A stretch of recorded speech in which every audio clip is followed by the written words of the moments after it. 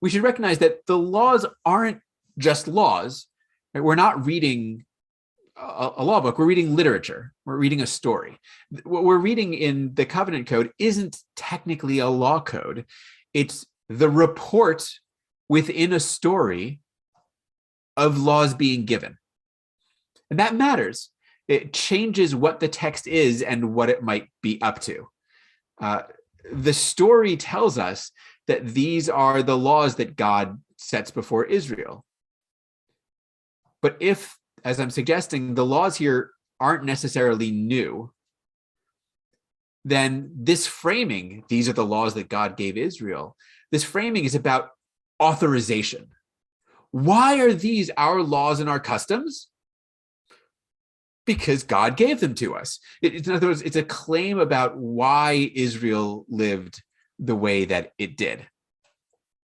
I do think that very often, and this is a fault of scholarship in large part, but not uniquely so, we pull the laws out and treat them as if they are sort of floating in an ether of just like, here are the laws, and treat them totally disconnected from the stories in which they are embedded. But they can't really exist one without the other, or at least we don't have them that way.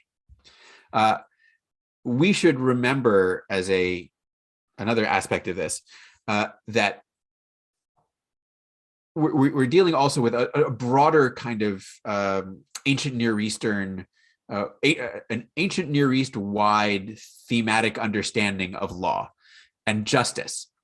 And that is that justice was, in Israel and everywhere around it, the responsibility of the deity or deities and of the kings who represented them.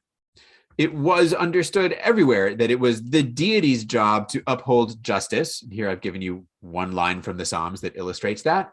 And justice maintained the foundations of the deity's rule and the foundations of the very earth itself. The deity was responsible for justice, for fairness.